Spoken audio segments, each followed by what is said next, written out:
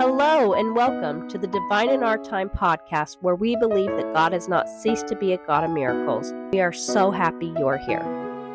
All right, so I've got Cheryl Golding here, and she is going to share with us some miracles that she's experienced. And do you want to just start off? Tell us your story. Okay, well, so I graduated from high school in 1980 from Lehigh, Utah, and I knew I wanted to go to college. And so Utah State just popped into my mind. A lot of people said, well, why did you choose Utah State? There's others closer to Lehigh. And I just knew that's where I wanted to go. And Utah State is in Logan, Utah, which is about 2 hours from Lehigh? Yes. Okay. Yeah, and I'd never been there before, and I didn't know it was colder, but or cold. But anyway, so my friend went with me. We were roommates, Teresa. So we got to college, and we'd been going for about 6 weeks. In before that, we joined this sorority, this girl sorority, and I was just felt compelled to do that. And we kind of didn't like all the initiations and stuff, but I just kept going. And then the president, her name was Susan Kennedy, and she said, well, we're going to have a party this Friday night. Oh, this story is how I met my husband. Okay. I should have said. We would have gotten there eventually. You're fine. Okay. And anyway, so Susan said there's going to be guys there. We're going to meet at this house in Hiram, and we're going to have dinner and play games and just meet some guys. And so my friend Teresa, she said, well, I don't really want to stay very long, because she really liked to study and get her homework all done and everything. So I said, okay, well, let's just go for a little while. So we get there, and we're lined up to get dinner, and I look down and I see this guy, and our eyes met. Like, I'm on the staircase, he's down, and we just had a connection. Our eyes met, and he came and started talking to me, or introduced himself and stuff, and we talked a little bit, and then we just went on with the games and stuff. But my friend said, after a while, she said, well, I think I'd like to leave now. And I was like, oh, I didn't want to leave, but I knew I talked her into going. So I said, okay. And so then on the loudspeaker, they said, is there anybody that would like to take a group back to the Institute building? And Don said he didn't really want to leave, but he thought he should do a good deed.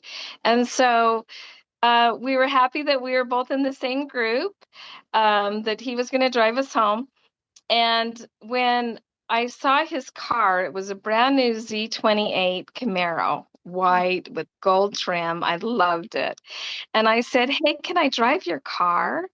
And he said yes. And so we dropped everybody off, and then we went for a ride, and then he got my phone number that night, and we were engaged a couple months later and married a couple months after that. But the miraculous thing was Susan Kennedy, the girl that I knew, she was in Indiana, but had moved to Logan. And she happened to see Don's missionary plaque, and he was in Indiana, where she had just moved from, and she was moving to where he was going to come back to. So she thought that was really cool, and so she started writing him. And then when he got back from his mission, which was the end of September, they started dating.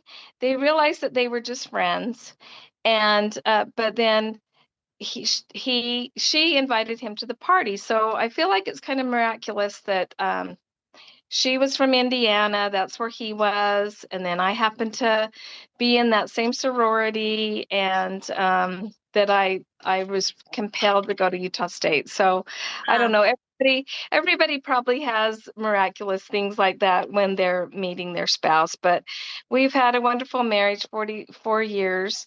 Yes. And so that was one miracle. I had another miracle if you want me to tell you Oh, about that. yeah, I do. So real quick though. So she lived in Indiana and then she moved to Logan.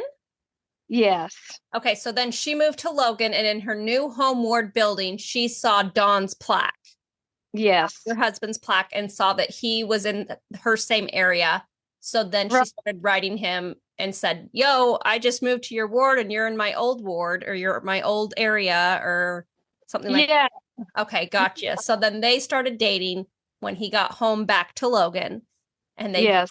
they were just friends and then suddenly here comes Cheryl who came up to USU for who knows why, just because. So when you went to USU, it wasn't like a like where had your parents gone to college? Did they go to college? No, my dad was an auto mechanic. He did the body and fender work.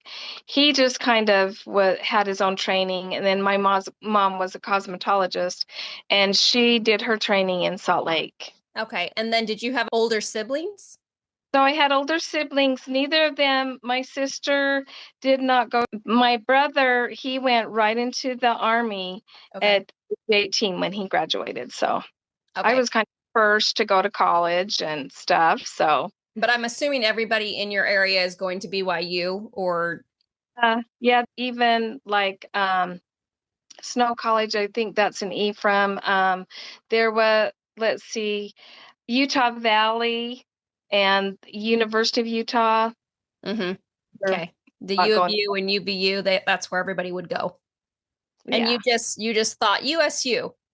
Yes, I felt compelled to go there. And When you say you felt compelled to go there, like what do you mean? Like was it like a strong this is where I should go, or was it just like you just felt like it was a choice, or did you feel like it was a prompting, I think is my question. oh, I don't know. When I look back on it, it's just like I had no other it was just Utah State in my mind, none others. You I were don't just really. living your life and you just thought Utah State. It wasn't like I really feel like I did your parents push back on that at all? Like there's a gajillion colleges here, stay closer. No, she was my mom. I just had a mom at that time, and she was Okay. just with it. And but I think I really feel like I was inspired, Oh you yeah, know. no. And 100%. I think I'm just wondering, did you recognize it as inspiration at the time? Right? Did it feel like an inspired choice or did it just feel like a choice? yeah, it just felt like a choice at the time. Yeah. Yeah, just like it just felt good, I and think just that's like one of my favorite things about just like having the spirit with you all the time is I think there's so many times where we just do things and it wasn't like a big prompting or we didn't feel like we were following the Holy Ghost or anything like that, but we were and we just didn't even realize it because that's just one of the yeah, blessings, right? Of just having yeah. the And gospel. I didn't even finish school when Don. So we were married in April, and he just barely started in January. Huh. So um, I just I just started working and so that he could go. And then he had two little girls, 3 and 2 when he graduated. That's So that's crazy. What's crazy too is even like so he's over here on his mission where God sent him 2 years prior, right? And he's in this very specific place that's going to connect back to right where you're going to be in yeah, 2 or 3 years, right? And yeah, you're also simultaneously being taught and told go here and for no reason except just that this was what I think I should do. It just that's what I want to do. yeah. And so it's just worked out so great. It sounds like it. 44 years. That's I cannot see your husband. So Don was my cross country coach actually when I was in high school. Yeah. And I can't even he was always kind of quiet. Like he wasn't like he never yelled. Not that I remember anyway. Like he's not I don't know. So I can't even imagine him with some sick muscle car when he was in college. Well, what's interesting is it was actually his brother's car. Oh, snap. Well, of course he let you drive it. He's like, sure, it's not my car.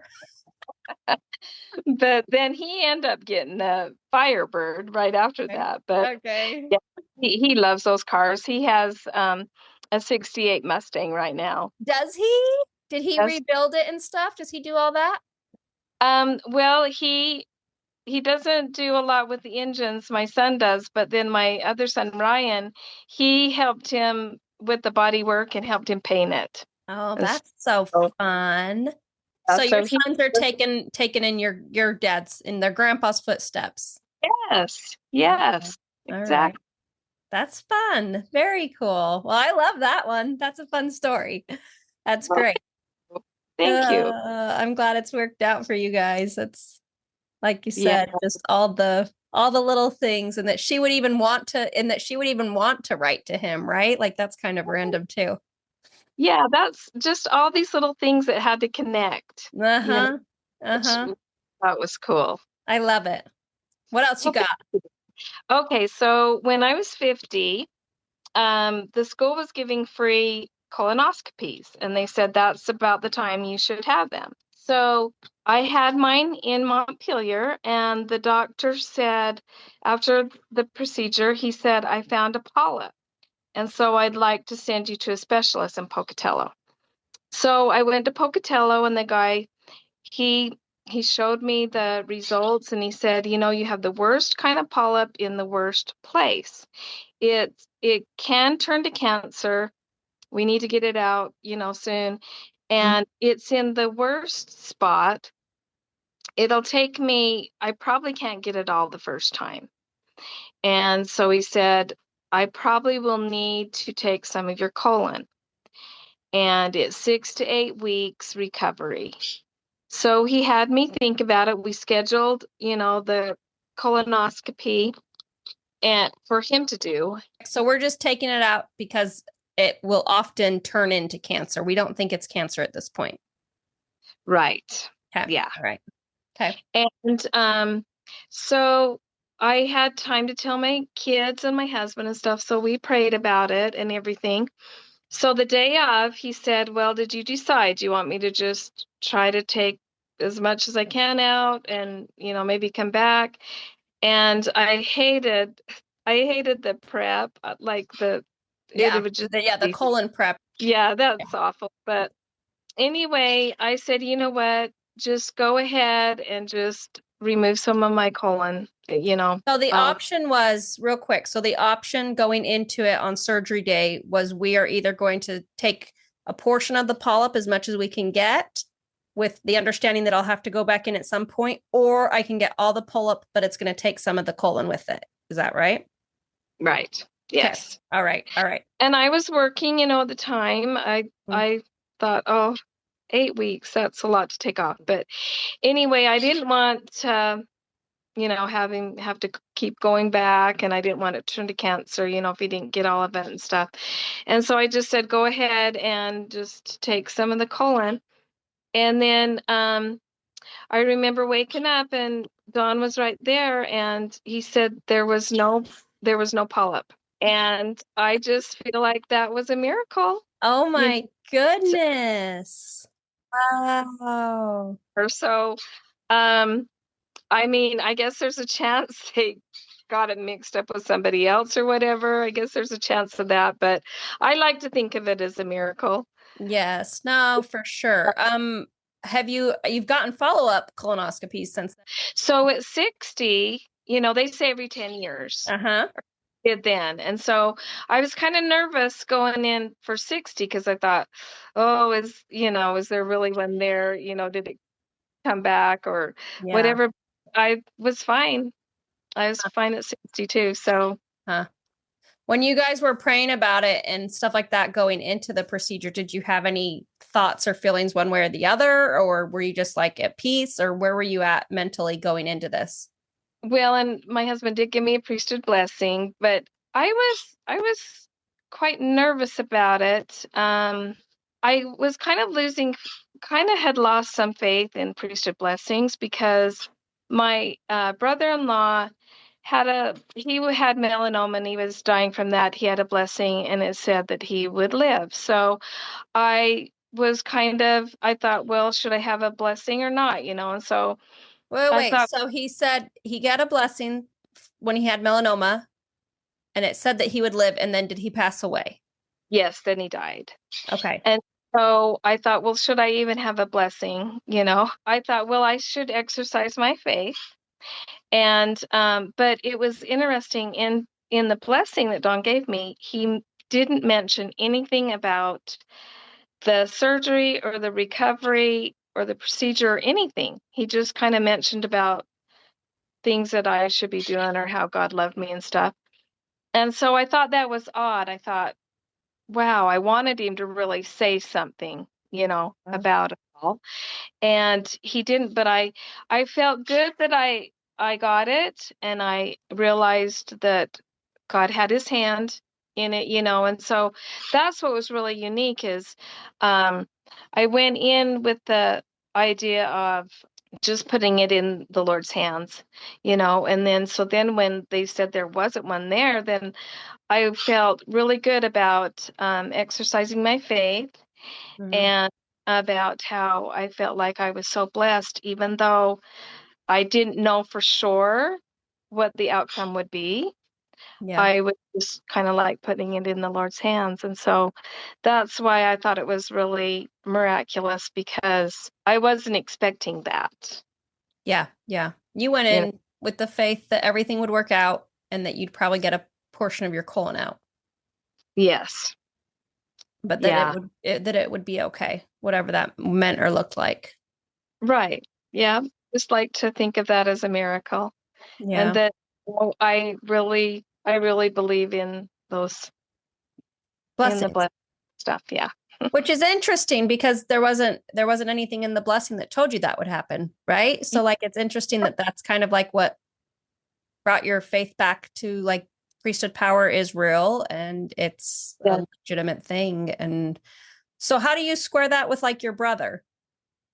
Um, so my brother-in-law, well, I I did talk to my son because he's really spiritual, Ryan. And I just said, Ryan, why did that happen, And he said, well, Mom, sometimes they say what they want to say, and Yeah. it's not what the Lord wants them to say. And I said, well, how do you know though? Yeah. If it is or isn't. And he said, well, I would say 90% of the time they do, you know. Yeah. So I was still thinking, well, how will I know or whatever, but I just felt really good about it. I knew that I should have it, the blessing. And now it's kind of restored. And I think I'm not sure exactly what was said in Jay's blessing, Mm-hmm. because I talked to his daughter and it said, if you will be able to live if it's God's will. So at first, I didn't know that. I didn't Okay. know that. Well, that changes everything. Yeah, it does. It changes everything. So at that point, I thought he was just told he would. And then his daughter confirmed to me that it said if it's God's will. So anyway, that's Yeah. Gotcha. How was it feeling for you when you found out that you had no polyps? Like, did you immediately go, I'm so grateful that I got that blessing and just had the faith to like, even though it was maybe just a mustard seed, right? Like I wanted to believe. Where like yeah. is that what your thought process was or what was it? Yeah, I felt like I was blessed because I had the faith. So grateful for that.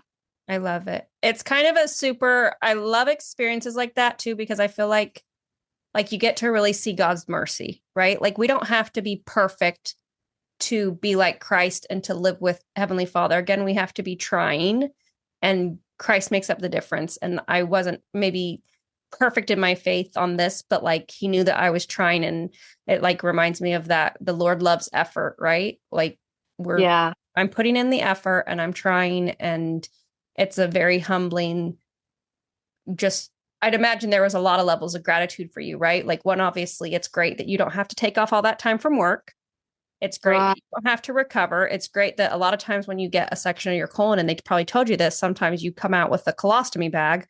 It's so the fact that you didn't even have to risk that, that's fabulous.